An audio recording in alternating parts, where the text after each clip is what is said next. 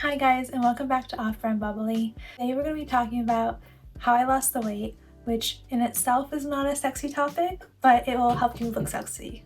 I think everyone I've ever known has gone through a weight loss journey, so here are the things that helped me so that hopefully you can have an easier time than I did, because it took me years to get to my dream body, and it feels so good in your body when you're finally confident in how you look. So I'm going to show you how I went from this to this. Let's start off with a little background on me. So I was always a really fit child, and when I was like an adolescent, a teenager, I actually did competitive gymnastics. Never had issues with weight until I was in the middle of high school because I was always so active. It wasn't until I quit competitive gymnastics that I started to put on weight and had a lot of body image issues that I wanted to lose it again to be at more of my happy weight. So in order to lose weight, there's two internal things that are really good to set a foundation psychologically for you. One being an identity shift, and the other being cultivating a life that brings you happiness and joy. When you're in the midst of being a sad glum couch potato, it's kind of hard to think of yourself as anything else, but in order to become something different, someone who's skinny, fit, I think it's best to start thinking of yourself as a fit, skinny, healthy person. Think about who the queen is inside you that you're trying to manifest through the act of losing weight, and think about how she acts, what she does, and who she spends time with, and how her habits would affect her physiology. The more we have the courage to step into her habits and actions, the more we will become her. And making that mindset shift will help you to act more as if you are that person, and in changing your action, you start to change your identity and your body in the process. So I'm sure she's a girl who drinks her green juice, goes to Pilates, goes for a run, goes on coffee walks with her friends, and starting to do more of the things and embody her actions will help you to lose weight and also to live a better life in the process. My hair looks so voluminous today. I love that for me. Usually I struggle with the volume situation, but if you're wondering if rollers work, the answer is yes. One of the things I notice when I'm ever having trouble with my weight issues is that it's a direct reflection of what's happening in my life. So if I'm feeling sad or unmotivated in life, or like I don't enjoy the direction things are going, there's issues in my relationships that tend to show up in my body. And when I look at the pictures where I'm least satisfied with my figure, I'm actually the least happy as well. So if you're trying to lose weight, one of the best things you can do is to actually improve your life and to build a life that brings you happiness and joy, so that you're not trying to fill emotions of sadness and boredom with food. Definitely spend time cultivating a community that makes you feel supported, whether that's through friends, church, volunteer groups, or other things in your neighborhood. Once I had a community of people around me who cared about me, supported me, and made me feel safe and secure. If you don't have community around you that's supportive, I think that is detrimental to your life goals, whether it's weight loss or doing better in school or pursuing your career.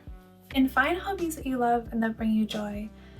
You don't want to be filling a void that you have in your life with food. And I think for me, a lot of the weight naturally fell off as I found more happiness and joy, and as I spent more time doing the things that I love.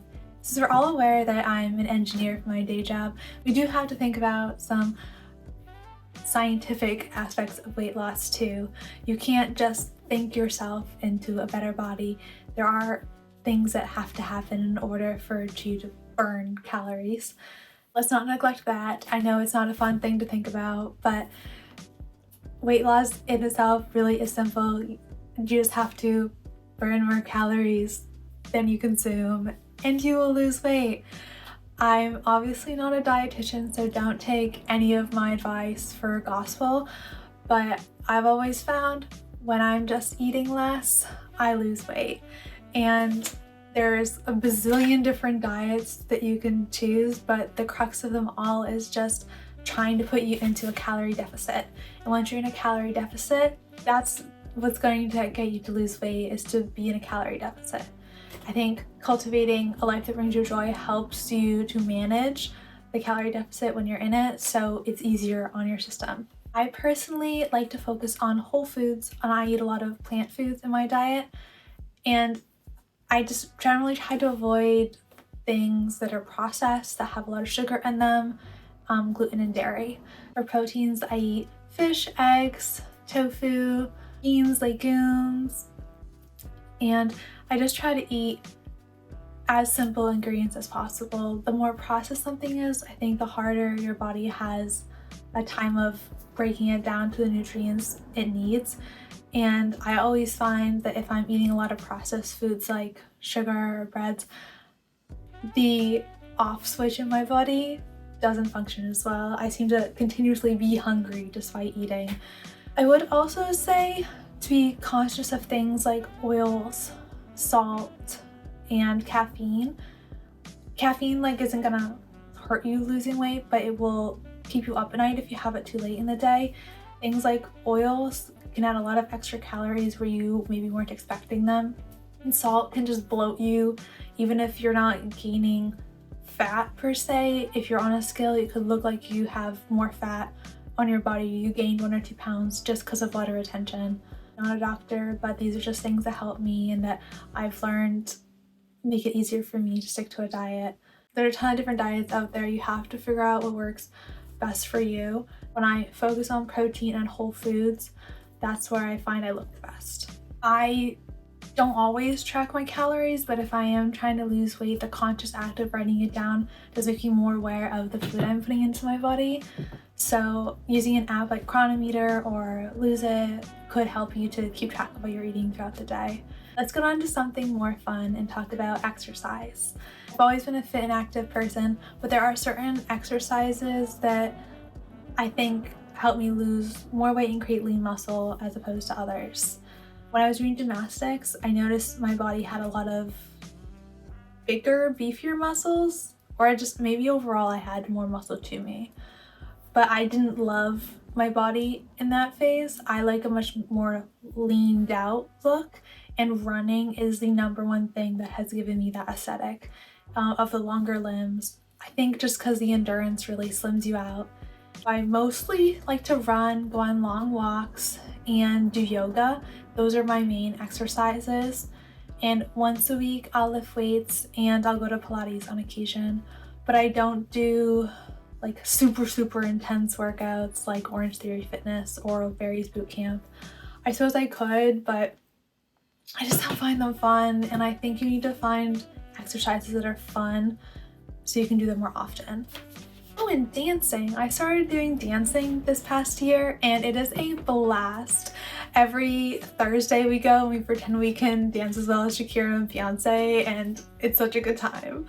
So if you have one of those Zumba dance classes in your area, totally check it out. 100% worth it.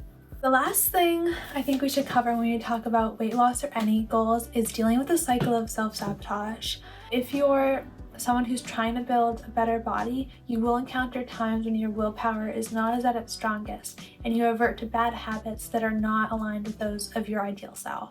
In the context of eating, that could mean that you do really good for your diet for a week, and then on a weekend you have a huge binge, and then you emotionally feel bad about yourself and feel like you've come back 5 steps. But I think we just need to acknowledge that this is part of the process and not get too hard on ourselves, because if you get too hard on yourselves, then you won't get back on the wagon. There's always something going on when we self-sabotage other than the actual thing itself. So if I'm stressed at work, or if I haven't slept well, or there's things going on in my relationships, I am most likely to self-sabotage in those instances. Those are the times that I need more structure in my diet plan and my workout regime so that I can keep all my goals without allowing a binge or a streak of laziness when I don't want to go to the gym completely derail everything. But I would like you to actively prepare for when things could get hard. Be kind to yourself through the process. You're going to learn a lot about yourself as you're setting new goals and on your weight loss journey. Put your best foot forward, keep your ideal self in mind, and work towards her every day. you're not going to be your best every single day. So plan for the moments when you could be under stress or emotional turmoil so that you have the structure you need when your willpower isn't at its strongest. I hope this was helpful. Good luck. I think you're going to do great. Be kind to yourself and keep moving forward and live your best life. Go be hot. Have fun.